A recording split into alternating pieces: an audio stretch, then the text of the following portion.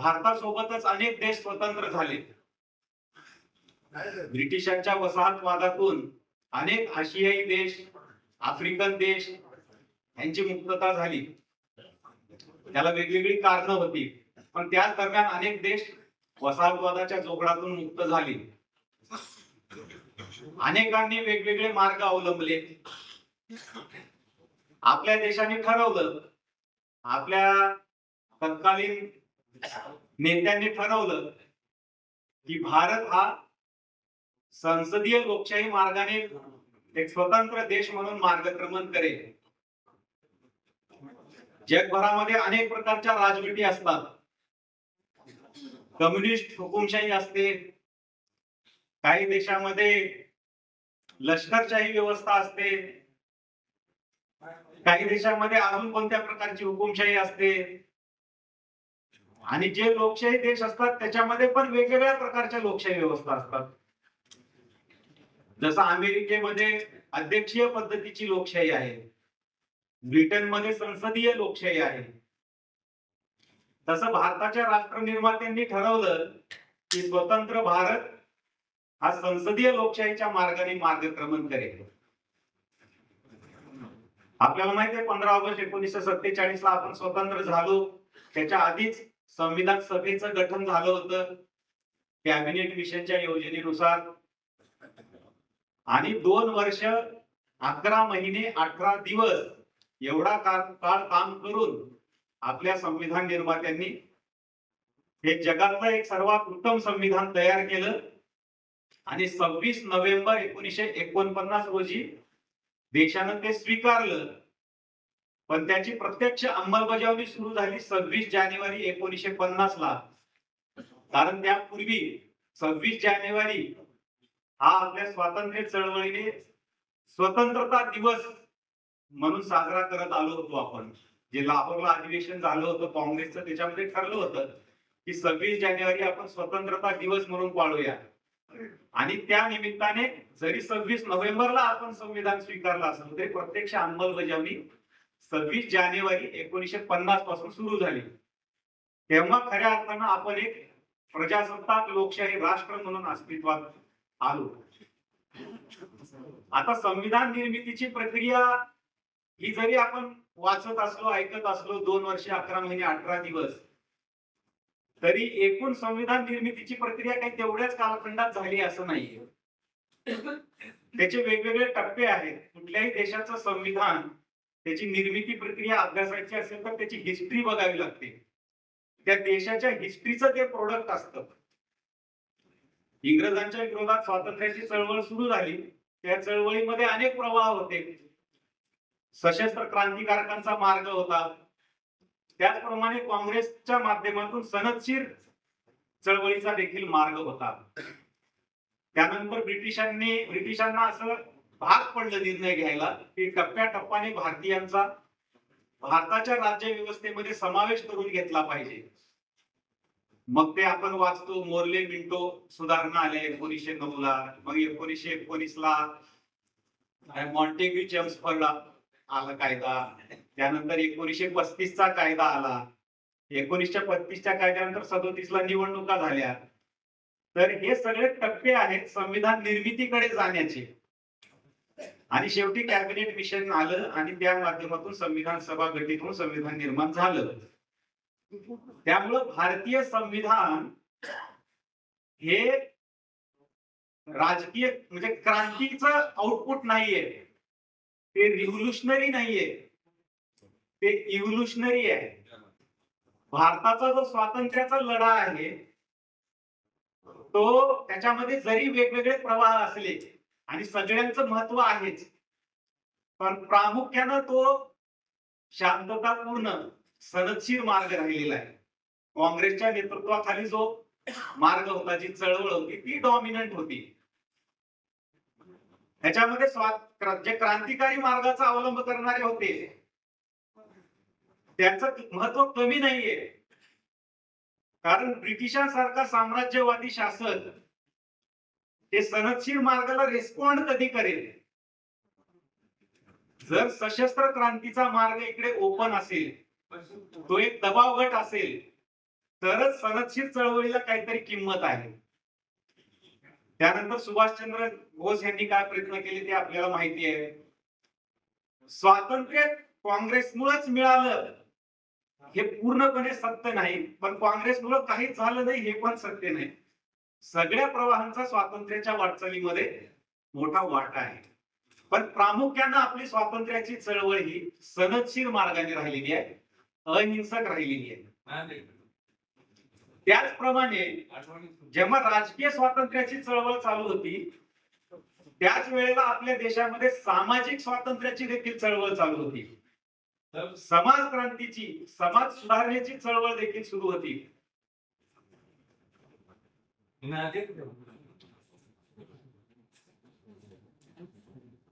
काय झालं का फोन?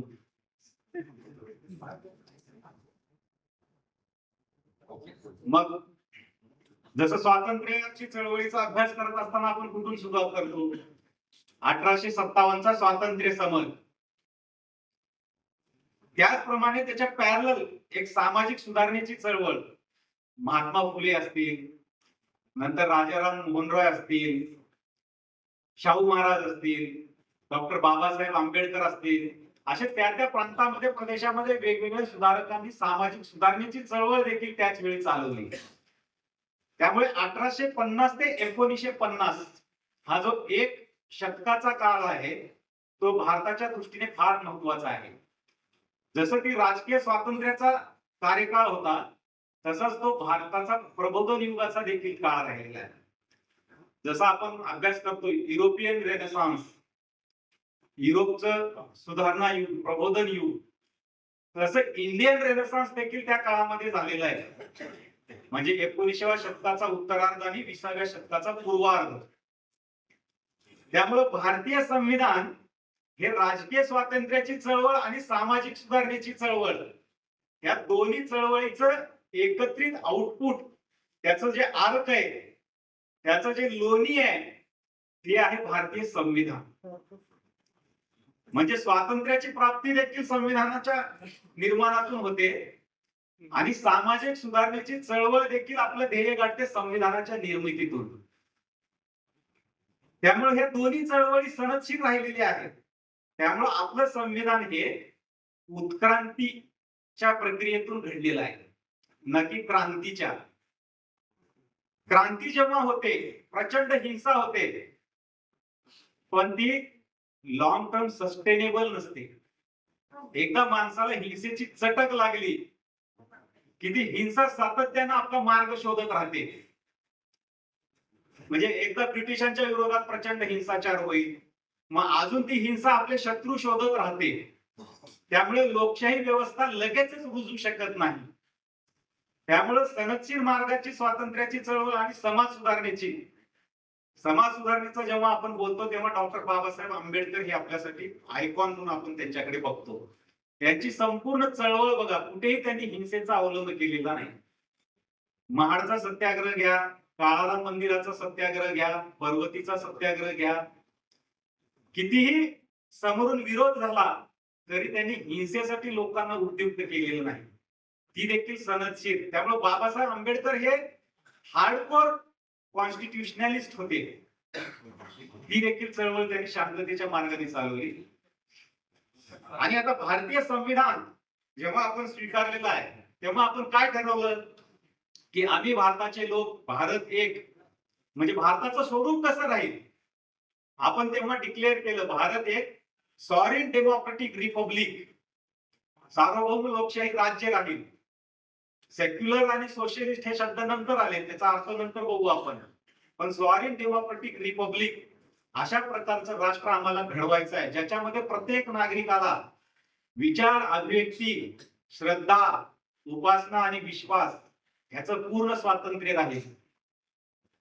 आणि सर्वांना राजकीय, सामाजिक आणि आर्थिक न्याय प्राप्त होईल. त्यासोबतच प्रत्येक नागरिकाला संधी आणि दर्जा ह्याची समानता असेल. यासोबतच राष्ट्राची एकता आणि अखंडता सुनिश्चित करणारी बंधुता प्रवर्धित करण्याचा आपण संकल्प करीत आहोत. त्यामुळे या प्रिअम्बल मध्ये जे शब्द आहेत त्या प्रत्येक शब्दाला फार मोठा अर्थ आहे.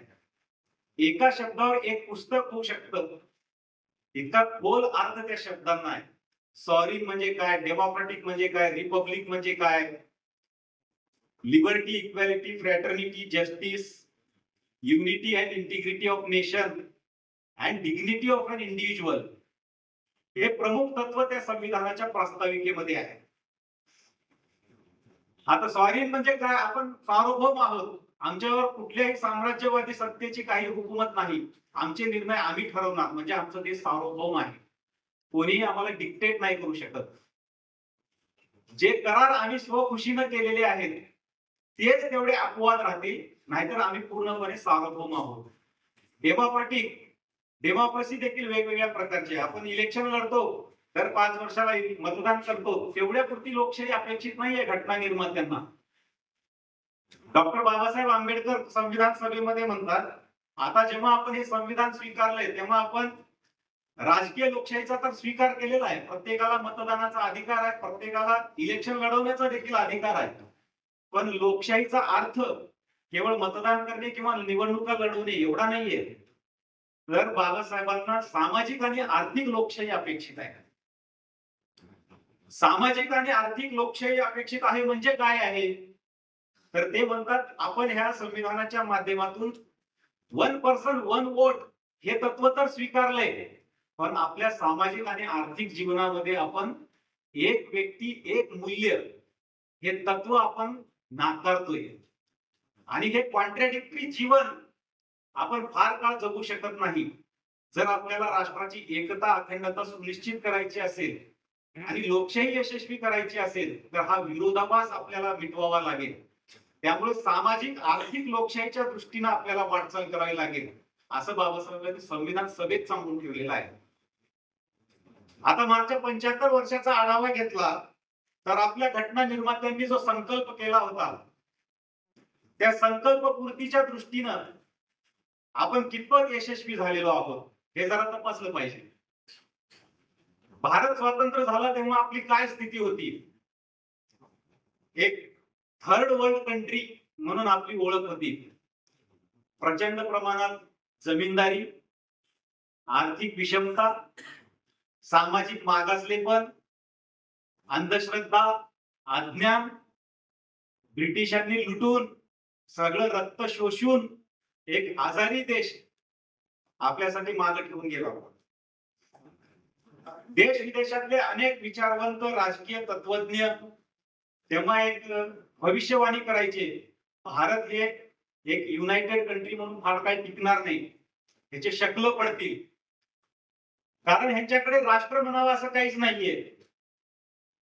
ह्यांच्यामध्ये मोठ्या प्रमाणात विषमता आहे, विविधता आहे, भाषेची, धर्माची, जातींची, वर्गाची, आणि या विविधतेमुळे आणि विषमतेमुळे हा देश कोलमडून पडेल, इथे अराजक माजेल, असं प्रिडिक्शन अनेक लोक करायचे. विन्स्टन चर्चिल तर फार उपहासाने बोलायचा भारताबद्दल, इवन हिटलर तर फार द्वेष्टा होता भारताचा. पण आज काय स्थिती आहे, आज संपूर्ण जग आश्चर्यचकित झालेला आहे की इतक्या विविधता असतानाही हा देश एक लोकशाही राष्ट्र म्हणून महासत्ता होण्याच्या दिशेने कशी काय वाटचाल करू शकतोय, एक युनिक एक्झाम्पल म्हणून आज जगासमोर आलेला आहे. आणि अनेक लोक त्याचा आता अभ्यास करायला लागलेले आहेत की भारत राष्ट्राचा प्राण काय आहे, याचा आत्मा काय आहे, हा देश कशामुळे चालतोय यशस्वीरित्या.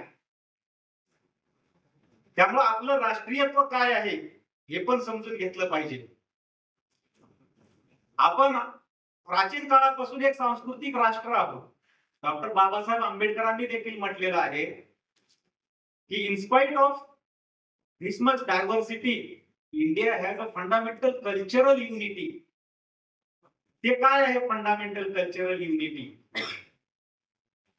पण केवळ कल्चरल युनिटी असून चालत नाही. आपण हजारो वर्ष आक्रमणाचे बळी ठरलो, गुलामगिरीमध्ये आपल्याला जगावं लागलं. त्याचं कारण काय, केवळ सांस्कृतिक दृष्ट्या एक राहून नाही चालत, तर तुमची एक केंद्रीय राजकीय सत्ता लागते, राजकीय युनिटी लागते. आपण वेगवेगळ्या छोट्या छोट्या राज्यामध्ये विभागले होतो, त्यामुळे उत्तरेतल्या एका राजाला पराभूत केलं तर इकडे मध्य भारतातल्या किंवा दक्षिण भारतातल्या दुसऱ्या राजाला काही वाटायचं नाही. एक केंद्रीभूत राजकीय सत्ता नव्हती. सगळे राजकीय दृष्ट्या वेगवेगळे युनिट्स मध्ये आपण विभागलेलो होतो. त्यामुळे आपल्या भारतीय संविधानानं काय केलेलं आहे, तर एका प्राचीन सांस्कृतिक राष्ट्राला एक आधुनिक केंद्रीय राज्य व्यवस्था प्रदान केलेला आहे आणि त्या माध्यमातून या देशाची एकता, भौगोलिक अखंडता सुनिश्चित केलेली आहे. 75 वर्षामध्ये आपण भारताच्या अखंडता राखण्यामध्ये आपल्याला यश आलेले आहे, फार मोठे यश आहे. अनेक देश त्याचे तुकडे झाले, पाकिस्तानचे 2 तुकडे झाले, बांगलादेश आणि आता राहिलेला पाकिस्तान. धर्म म्हणून एकत्रित आले. आपल्या इथे एवढ्या भाषा आहेत, पाकिस्तानला 2 भाषा अकोमोडेट करता नाही आल्या. बांगलादेश वेगळा झाला. बरं, आहे त्या पाकिस्तानमध्ये आहे त्या बांगलादेशात ही लोकशाही व्यवस्था किंवा संविधान टिकू शकलेलं नाहीये. मेजॉरिटी पंतप्रधानांच्या हत्या झाल्या, त्यांना जेलमध्ये टाकलं गेलं, लष्करशाही व्यवस्था आणली गेली. आजही तिथे लोकशाहीचा काही मागमूस आपल्याला दिसत नाही. पण भारतानं आपली अखंडता राखली, त्याच्यासोबत त्याच्यामध्ये काही प्रदेशांचा समावेश देखील केलेला आहे. आपण संविधानाचा स्वीकार केल्यानंतर गोवा आपल्याकडे नव्हतं, नंतर गोवा आपण इंटिग्रेट करून घेतला. दीव दमण हे बेट नंतर इंटिग्रेट करून घेतलेली आहे. पॉंडिचेरी हे सुद्धा आपल्याकडे नव्हतं, ते सुद्धा नंतर आपण घेतलेलं आहे. सिक्कीम हे पूर्णपणे भारताचा भाग नव्हतं, सिक्कीम सुद्धा आपण नंतर इंटिग्रेट करून घेतलेला आहे. गमावला कुठलाच भाग नाहीये आपण. हे फार मोठे यश आहे, त्याचं महत्व आपण समजून घ्यायला पाहिजे. ही राष्ट्राची एकता अखंडता तर राखलेलीच आहे आपण, पण लोकशाही देखील आपण राखलेली आहे. म्हणजे कसं, आपल्या शाळेमध्ये ते लिंबू चमच्याचा खेळ असतो. लिंबू चमच्याचा खेळ आहे, धावायचंय, ते चमचा तोंडात घेऊन त्याच्यावर लिंबू ठेवून इथून तिथवर धावायचंय. पण केवळ फास्ट पळत गेलं आणि ते लिंबू पडला तर त्याला अर्थ नाही ना. म्हणजे तुम्ही देशाची एकता अखंडता राखली, पण लोकशाही व्यवस्था टिकली नाही, हुकुमशाही आली, तर त्यालाही काही अर्थ नाही. आणि लिंबू तुमच्या जवळ आहे आणि चमचाच नाही, त्यालाही काही अर्थ नाही. त्यामुळे तुम्हाला एकता अखंडता पण टिकवायची आणि लोकशाही व्यवस्था पण टिकवायची आहे, रुजवायची आहे, घट्ट करायची आहे. आणि ह्या दोन्ही ऑब्जेक्टिव्ह मध्ये आपण यशस्वी झालेलो आहोत. आपल्यामध्ये आता जितके पंतप्रधान झालेले आहेत, कुठलाही पंतप्रधान सशस्त्र क्रांती करून लोकशाही व्यवस्था हिंसेच्या मार्गाने उलथवून आलेला नाहीये. एवढ्या मोठ्या देशाचं सत्तांतर हे बॅलेट पेपरनं झालेलं आहे, ईव्हीएम मशीननं झालेलं आहे, बुलेटच्या माध्यमातून झालेलं नाहीये. ही फार मोठी उपलब्धी आहे. दुसरी उपलब्धी आपली ही आहे की सत्तांतर हे लोकशाही मार्गाने झालेलं आहे आणि सत्तांतर झाल्यानंतर जनमताचा कौल लक्षात घेऊन त्याचा आदर बाळगून प्रत्येक सत्ताधारी कुठल्याही पक्षाचा असू दे, त्यांनी सत्ता सोडलेली आहे. कोणी त्याच्यावर अडून बसलेलं नाहीये. आपल्या या 75 वर्षाच्या वाटचालीमध्ये एक काळा डाग आपल्या लोकशाहीला लागलेला आहे. 1975 ते 77 ही 2 वर्षाची जी हुकुमशाही आपल्या देशामध्ये आली, आणीबाणी जी लावली इंदिरा गांधींनी, तो ब्लॅक स्पॉट सोडला तर बाकी एकदम दैदिप्यमान अशी आपली वाटचाल ठरलेली आहे. इंदिरा गांधीने काय केलं, अनेक जण म्हणतात भाट लोक की आणीबाणीची तरतूदच संविधानामध्ये होती, मग ते गैरसंविधानिक कसं काय ठरते आणीबाणी. घटना निर्मात्यांना काय अपेक्षित होतं, जेव्हा आणीबाणीची तरतूद करत होते, स्वतःची सत्ता स्वतःची खुर्ची टिकवण्यासाठी या तरतुदींचा वापर करा असं त्यांचं अपेक्षित होतं का. खरोखर देशावर जर असं अभूतपूर्व संकट आलं, काही आक्रमण झालं किंवा सशस्त्र बंड झाला अंतर्गत आणि खरोखर राष्ट्राच्या एकतेला आणि अखंडतेला धोका निर्माण झाला, देश विभागतो की काय अशी परिस्थिती निर्माण झाली, तरच ती आणीबाणी लागू करायची आहे. हे आपल्या घटना निर्मात्यांना अपेक्षित आहे. स्वतःचं पंतप्रधानमंत्रीचं पद सुरक्षित राखण्यासाठी, सत्ता उपभोगण्यासाठी आणीबाणी लावणं हे अपेक्षित नव्हतं. पण आजकाल अनेक असे भाट तयार झालेले आहेत की नाही ती कॉन्स्टिट्युशनलच होती. लावली त्यांनी. त्या काळात काय झालं आपल्या सगळ्यांना माहिती आहे. सगळे विरोधी पक्षाच्या लोकांना जेलमध्ये टाकलं, देशाचे एक जेलखाना बनवलं. आता बोलतात अनडिक्लेअर्ड इमर्जन्सी आलेली आहे. अनडिक्लेअर्ड इमर्जन्सी नावाची एक टर्म यांनी कॉइन केलेली आहे. बरे हे बोलतात, पंतप्रधानांना शिव्या घालतात आणि पुन्हा म्हणतात इमर्जन्सी आलेली आहे. पंतप्रधानाला तुम्ही अतिशय खालच्या स्तरावर जाऊन शिव्या घालता, चोर म्हणता, काय काय म्हणता. मग कसली आहे घोषित आणीबाणी? सगळ्या प्रकारचं स्वातंत्र्य उपभोगताय तुम्ही. इकडे तिकडे जाऊन बघा, कुठे दुसऱ्या पंतप्रधानाला, कुठल्या दुसऱ्या राष्ट्राच्या प्रमुखाला असं काहीतरी अपशब्द बोलून बघा, मग तिथं काय होतं बघा. भारतामध्ये तुम्ही आरामात जगता शिव्या घालून देखील, तुमच्याला काही होत नाही. म्हणजे हे संविधानानं जे आपल्यामध्ये रुजवलेली मूल्य आहेत त्याची ही देण आहे. ही सहिष्णुता आपल्याला संविधानानं दिलेली आहे, एन्श्युअर केलेली आहे. न्याय व्यवस्थेवर देखील प्रश्न उचलतात. म्हणजे आपल्या बाजूने निर्णय आला तर वा वा वा, लोकशाही खूप किती चांगली आहे. पण आपल्या बाजूने निर्णय आला, ज्युडिशरी मॅनेज केलेली आहे. असं कसं होऊ शकतं? ज्युडिशरी मॅनेज केलेली आहे. या देशामध्ये ज्युडिशरी मॅनेज कधी झाली होती हे तपासायचं असेल तर आणीबाणीचा थोडा अभ्यास करा, म्हणजे कळेल. पाणी भरत होते जज लोक इंदिरा गांधींच्या घरी. आपल्याकडे पद्धत होती सिनियरिटीनुसार चीफ जस्टिस करण्याची. इंदिरा गांधी सरकारच्या विरोधात जजमेंट दिलं म्हणून 2-2 नाही 3-3 जजेसची सिनियरिटी डावलून 4 क्रमांकच्या जजला सुप्रीम कोर्टचा जज म्हणजे सरन्यायाधीश चीफ जस्टिस बनवलं इंदिरा गांधींनी. एकदा नाही 2दा. म्हणजे कमिटेड ज्युडिशरी. आम्हाला कमिटेड पाहिजे ती ज्युडिशरी. कोणाला कमिटेड असणं अपेक्षित आहे? संविधानाला कमिटेड असणं अपेक्षित आहे. सरकार संविधानाच्या चौकटीत काम करते का नाही हे पाहण्याचं ते गार्डियन, कॉन्स्टिट्यूशनचं गार्डियन म्हणून ज्युडिशरीकडे बघतात. पण इंदिरा गांधींना ते मान्य नव्हतं. कमिटेड ज्युडिशरी पाहिजे होती. जे पत्रकार लोक आहेत तेव्हा सगळ्यांनी सरेंडर केलं होतं. आपले आडवाणीजींनी तेव्हा म्हटलं होतं इंदिरा गांधींनी झुकायला सांगितलं तर पत्रकार रांगायलाच लागले. फक्त इंडियन एक्सप्रेसचा तेवढा अपवाद होता.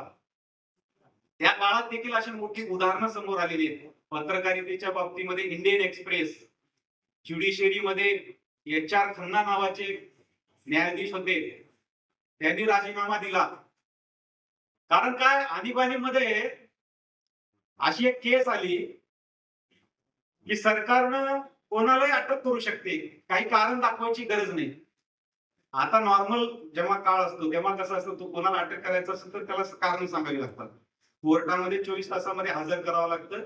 जर जजनं त्याला ते कारण रिझनेबल आहेत असं म्हटलं तर त्याची अटक राहते, नाही तर त्याला सोडून द्यावं लागतं.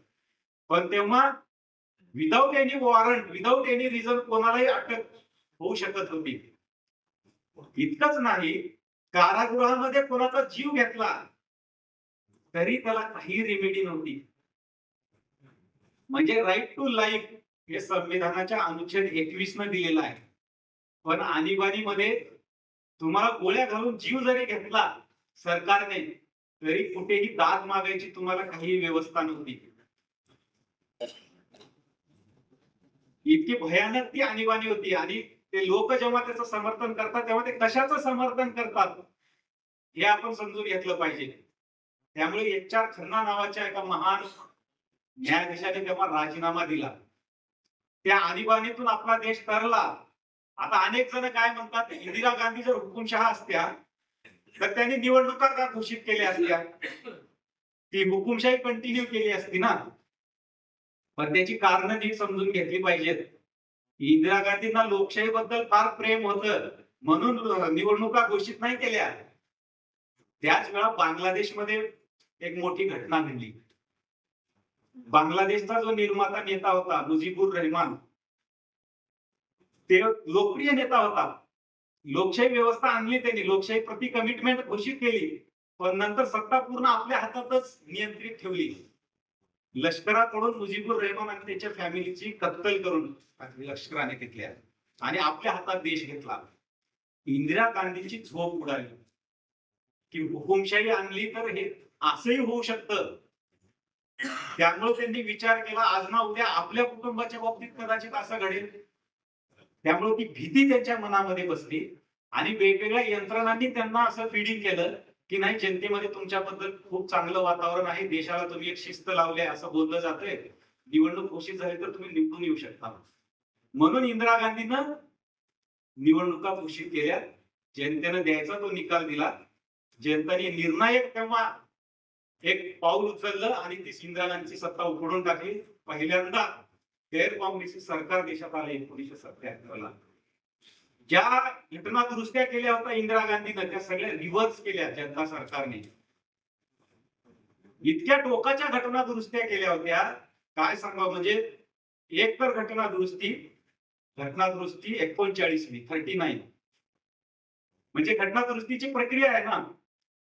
मग इंदिरा गांधींना त्या केस मधून स्वतःला वाचवायचं होतं तर त्यांनी संसदेत आज घटना दुरुस्ती केली, उद्या सगळ्या राज्यांची सहमती घेतली आणि परवा राष्ट्रपतींची सही घेतली. 3 दिवसांमध्ये झालं सगळं. इंदिरा गांधींची सीट सुरक्षित झाली. असं कधीच होऊ शकत नाही. संसदेत बरेच दिवस डिबेट चालतात, प्रत्येक विधानसभा त्याच्यावर डिबेट करते, पुन्हा राष्ट्रपती ते विचाराधीन घेतात. पण इंदिरा गांधीच्या बाबतीत आज संसद, उद्या सगळ्या असेंब्लीज आणि परवा राष्ट्रपती असं व्हायचं. त्यामुळे तो आणीबाणीचा ब्लॅक स्पॉट जो आहे तो आपण सुद्धा तो लक्षात ठेवला पाहिजे कायम. त्याचं स्मरण केलं पाहिजे तर आपल्याला लोकशाही टिकवता येईल आणि रुजवता येईल. इतकंच नाही, आपल्या संविधानानं काय केलेलं आहे अजून. संविधान हा केवळ राजकीय दस्तावेज नाहीये, तो सामाजिक आणि आर्थिक परिवर्तनाचा जाहीरनामा आहे. सुरुवातीच्या काळामध्ये जे सकारात्मक कृती म्हणतात, अफर्मेटिव्ह ऍक्शन म्हणतात लीगल लँग्वेज मध्ये त्याला, ती अनुसूचित जाती आणि अनुसूचित जमाती ह्या 2 वर्गापुरती मर्यादित होती. त्यांना विशेष आरक्षण, की आपला वर्षानुवर्ष हजारो वर्षांपासून हा समाज वंचित राहिलेला आहे, अन्यायाचा बळी ठरलेला आहे, तर त्यांना एक मदतीचा हात देऊन वर घेतलं पाहिजे. या संकल्पनेतून आरक्षणाचा जन्म झाला. सुरुवातीला त्या आरक्षणाचे बेनिफिशरीज एससी आणि एसटी हा वर्ग होता. नंतर कालांतराने त्याच्यामध्ये ओबीसी आला, socially and educationally backward, SEBC म्हणजे ओबीसी. म्हणजे आपलं संविधान उत्तरोत्तर हे इन्क्लुसिव्ह होत गेलेलं आहे. नंतर राईट टू एज्युकेशन आलं. 14 वर्षांच्या मुलांना कंपल्सरी शिक्षण दिलं पाहिजे शासनानं. म्हणजे लहान मुलांचा देखील त्याच्यामध्ये एक बेनिफिशरी म्हणून समावेश झाला. आता अलीकडे महिलांचा समावेश स्थानिक स्वराज्य संस्थांमध्ये तर अनेक ठिकाणी 50% आहे महिलांना. आता मोदीजीच्या सरकारने नारी शक्ती अभिवंदन कायदा आणला आणि विधानसभा आणि लोकसभा दोन्हीमध्ये 33% आरक्षण लागू केलं, म्हणजे केलेलं आहे, ते लागू होईल पुढे आता. तर जे घटक आहेत, कमजोर घटक, दुर्बल घटक, त्यांना जास्तीत जास्त त्यांचा समावेश करून संविधान सर्वसमावेशक कसं होईल, ऑल इन्क्लुसिव्ह कसं होईल, अशा प्रकारे आपली वाटचाल राहिलेली आहे. सामाजिक आर्थिक विषमता कमी करण्यामध्ये आपण पूर्ण जरी यशस्वी नाही झालो तरी बऱ्यापैकी यशस्वी झालेलो आहोत. भूकमरी होती, दारिद्र्य होतं. या देशामध्ये आज मोठा एक मिडल क्लास वर्ग उदयाला आलेला आहे. सुरुवातीचा काही काळ केवळ शासनाच्या चुकीच्या धोरणामुळे आपण मागे राहिलो. म्हणजे समाजवादी धोरण, समाजवादाचं धोरण अवलंबलं नेहरूजींच्या काळापासून.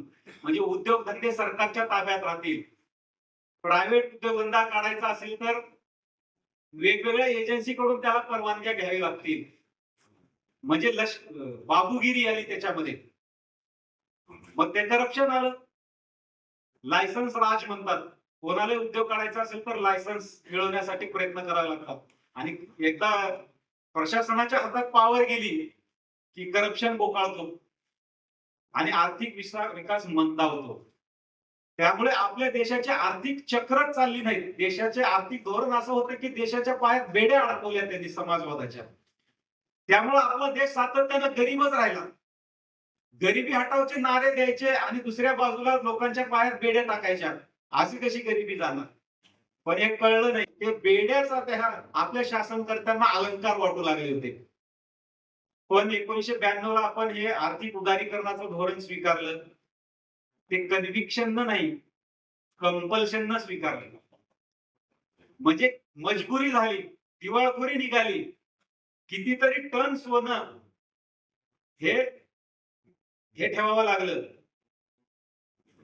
कर्जासाठी. तेव्हा मग नाईलाजानं हे इकॉनॉमी ओपन करावी लागली.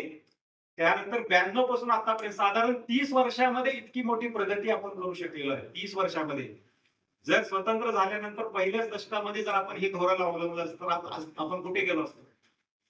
30 वर्षाच्या काळामध्ये आज जागतिक 4थ्या क्रमांकाची अर्थव्यवस्था आपण झालेलो आहोत, लिबरल इकॉनॉमी स्वीकारल्यामुळं. पण आजही काही लोकांना ते समाजवादाचं इतकं फॅड असतं. समाजवाद समाजवाद ते पोतीनिष्ठ होऊन बसलेली लोक आहेत, त्यांना ते सोडवत नाही.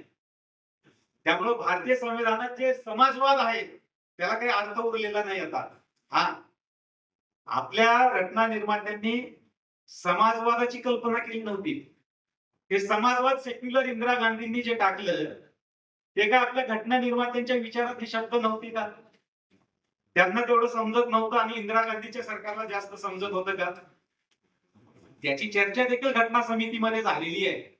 समाजवाद का टाकायचं नाही? डॉक्टर बाबासाहेब आंबेडकरांनी उत्तर दिलेलं आहे. ते म्हणतात की आपण या संविधानाच्या माध्यमातून देशाला एकाच प्रकारच्या आर्थिक रचनेमध्ये बंदिस्त करून टाकायचं नाहीये. लोकांना लोकशाही द्यायचं हे आपलं उद्दिष्ट आहे. आणि काळ परिस्थितीनुसार प्रत्येक पिढी त्यांना जो योग्य वाटेल तो निर्णय घेईल, तसं धोरण ते अवलंबतील. त्यामुळे समाजवाद नावाच्या एका कंपार्टमेंट मध्ये अडकवून टाकायचं देशाला हे बाबासाहेबांना मान्य नव्हतं. ते म्हणत होते की प्रत्येक पिढी एक स्वतंत्र राष्ट्रासारखं असते. ह्या संविधानामध्ये जी मतं आलेली आहेत ती आजच्या पिढीची मतं आहेत. आणि अजून स्पेसिफिकली सांगायचं झालं तर ती संविधान सभेची मतं आहेत. त्यामुळं आपण समाजवाद अशा प्रकारची त्याच्यामध्ये रचना करून देशाच्या भावी पिढ्यांच्या पायामध्ये बेड्या अडकवू शकत नाही. हे बाबासाहेबांनी दिलेलं त्याला उत्तर आहे. म्हणून समाजवाद तेव्हा आपल्या घटनेमध्ये समाविष्ट झालेला नाही. सेक्युलर हा शब्द टाकला घटनेच्या प्रिअम्बल मध्ये. सेक्युलरचा अर्थ काय? वेगवेगळे लोक वेगवेगळे सांगतात. धर्मनिरपेक्षता म्हणतात, कोणी म्हणतं सर्व धर्म समभाव, कोणी म्हणतं निधर्मी राज्य व्यवस्था, म्हणजे वेगवेगळ्या प्रकारचे सांगतात.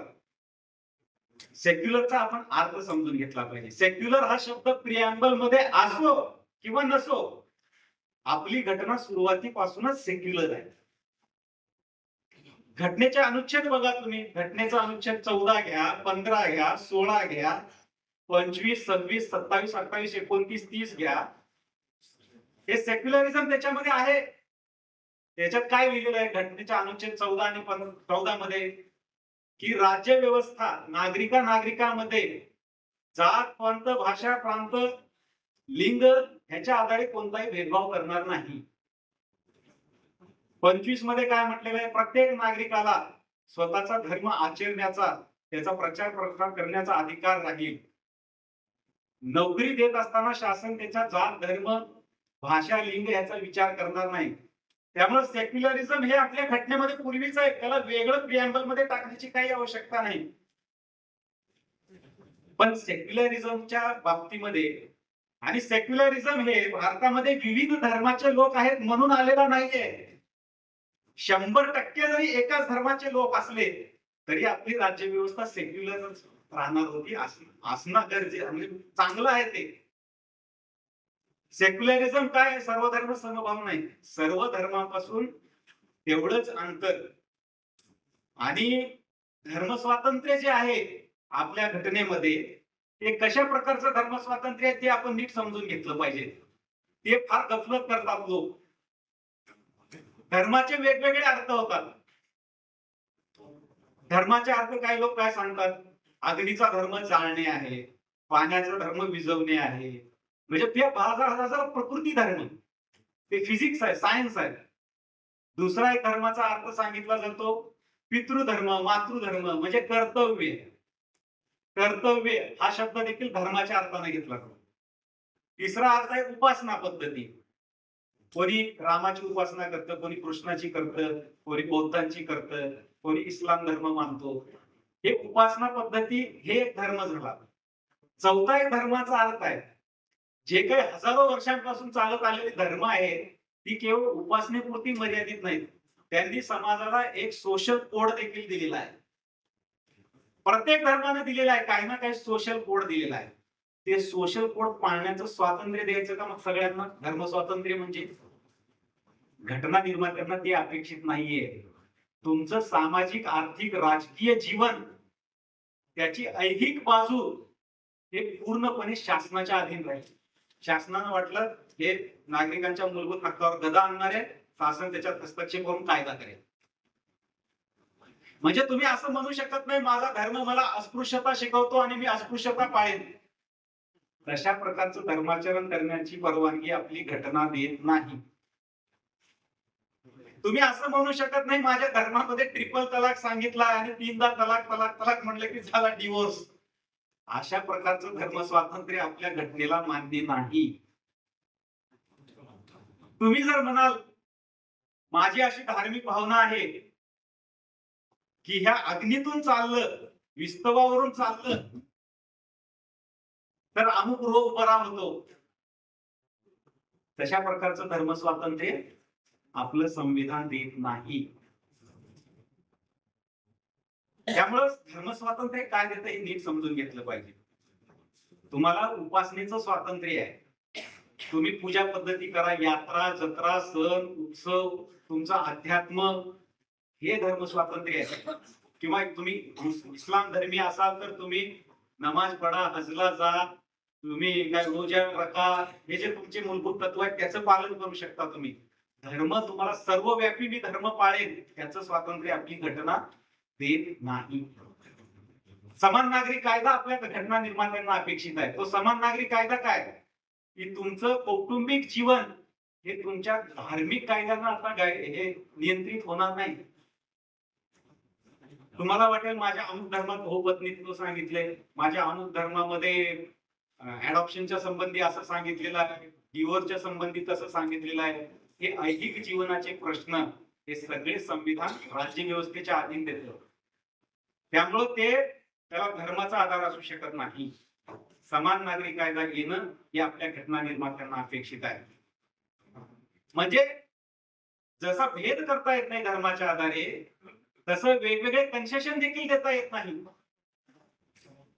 वैयक्तिक पर्सनल लॉज असू शकत नाही तुमचे, सगळ्यांना एकच लॉ. आणि त्याचा बेसिस काय? कुठलाही धर्म नाही. त्या तुमच्या वैयक्तिक समान नागरिक कायद्याचा बेस एखादा धर्म नाही, तो मॉडर्न व्हॅल्यूजवर आधारित असणार आहे. इक्वॅलिटी, जेंडर जस्टिस हे आधुनिक मूल्य आहे. ते तुमच्या धर्मामध्ये असेल तर ते तुम्ही तुमचं एक्स्ट्रा हे समजा. तुमच्या धर्मात असो अथवा नसो, पण जेंडर जस्टिस आणि नॅशनल इंटिग्रेशन हे उद्दिष्ट समोर ठेवून युनिफॉर्म सिव्हिल कोड आणला जाईल. त्याचप्रमाणे एखाद्या प्रदेशाला विशेष अधिकार असू शकत नाही. अनुच्छेद 370 हे देखील आपल्या घटनेमध्ये एक मारलेली मेघ होती, ती काढून टाकली. जम्मू काश्मीरचं पूर्ण इंटिग्रेशन हे सरकारनं कळलं, एक राष्ट्रीय एकात्मता बळकट करण्याच्या दिशेनं मोठं पाऊल टाकलं. त्यामुळं राष्ट्रीय एकात्मता, ती प्रादेशिक तर एकात्मता आपण साध्य केलीच पाहिजे, त्यासोबत ही सामाजिक एकात्मता युनिफॉर्म सिव्हिल कोडच्या माध्यमातून. कोणी अल्पसंख्याक नाही, कोणी बहुसंख्याक नाही, तुमचा धर्म विचारात घेतला जाणार नाही. तुम्हाला समान हक्क असतील आणि समान तुमची कर्तव्य असतील. अल्पसंख्याकवाद, बहुसंख्याकवाद असे आपल्याकडे म्हणतात. आपल्या देशात अल्पसंख्याकांना जितके अधिकार आहेत कुठल्या देशात आहेत मला दाखवा. केवळ समान हक्क नाहीयेत, एक्स्ट्रा हक्क आहेत. एक्स्ट्रा खरं तर असता कामा नयेत. सेक्युलर देशामध्ये कोणालाही विशेष हक्क असता कामा नये आणि कोणालाही दुय्यम स्थान असता कामा नये. इक्वल तुम्ही कोणाची उपासना करा, पण आपल्या देशात अल्पसंख्याकांना विशेष हक्क देखील आहेत, त्याच्यावर देखील विचार झाला पाहिजे. तर हे संविधान आपल्याला काय दिलेलं आहे हे आपण नीट समजून घेतलं पाहिजे. आपल्या संविधानाची काय उपलब्धी आहे हे आपण समजून घेतलं पाहिजे. पॉलिटिकल नॅरेटिव्ह वेगवेगळे चालतात. संविधान बदल देंगे, मनुवाद लाएंगे, मनुवाद वगैरे हे सगळे इतिहास जमा गोष्टी झाल्या. 21वे शतक आहे, आर्टिफिशियल इंटेलिजन्सचा जमाना आहे. कुठला आला मनुवाद, कसला आला मनुवाद. त्यामुळं संविधानाची बेसिक संरचना कुणीही बदलू शकत नाही. कोर्टाचे जजमेंट्स आहेत. बेसिक संरचनेमध्ये हे सगळे आधुनिक मूल्य येतात. Liberty, equality, fraternity, justice, dignity of an individual आणि नॅशनल युनिटी, इंटिग्रिटी हे सगळे बेसिक स्ट्रक्चरचा भाग आहे. आपलं फेडरल स्ट्रक्चर म्हणजे केंद्रीय राज्य व्यवस्था आणि राज्यांची सरकारी हे फेडरल स्ट्रक्चर, प्रत्येकाचं अधिकार क्षेत्र पूर्णपणे स्वतंत्र आहे. ते फेडरल स्ट्रक्चर सुद्धा बेसिक स्ट्रक्चरचा भाग आहे. Periodic elections, fair and free elections हे सुद्धा बेसिक स्ट्रक्चरचा भाग आहे. दर 5 वर्षाला निवडणुका घ्याव्या लागतात. एखादं शासन अशी घटना दुरुस्ती करू शकत नाही, आम्ही आता निवडणुका घेणार नाही, 2 वर्षासाठी आम्हीच कंटिन्यू करतो, असं नाही. दर 5 वर्षांनी तुम्हाला निवडणुका घोषित कराव्याच लागतात. पुन्हा एकदा जनमताचा कौल घ्यावा लागतो. ते सुद्धा बेसिक स्ट्रक्चरचा भाग आहे. तर मूलभूत संरचना कितीही मेजॉरिटीनं सरकार असलं तरी ते बदलू शकत नाही. जे काही संविधानाचे नॅरेटिव्ह चालतात ते सगळे पॉलिटिकली मोटिवेटेड असतात. त्याच्या मागचा राजकीय हेतू आपण समजून घेतलं पाहिजे. अशा कुठल्याही नॅरेटिव्हला बळी पडायचं काम नाही. आपल्या घटना निर्मात्यांनी जे संविधान आपल्याला दिलेलं आहे ते एवढं कमकुवत नाहीये आणि 75 वर्षे टिकलेलं आहे. ते एव्हर इव्हॉल्विंग, ग्रोईंग आहे. ती एक लिव्हिंग एंटिटी आहे आणि त्याच संविधानाच्या आधारे आपण 75 वर्षाची वाटचाल यशस्वी केलेली आहे. अमृत महोत्सव साजरा केलेला आहे आणि पुढचा 25 वर्षाचा अमृत काळ हा देखील आपण यशस्वीरित्या संविधानाच्या आधारे मार्गक्रमण करू आणि एक विकसित भारत 2047 साली हे स्वप्न साकार करू असा मला ठाम विश्वास आहे. एवढं बोलतो आणि माझे शब्द संपतो.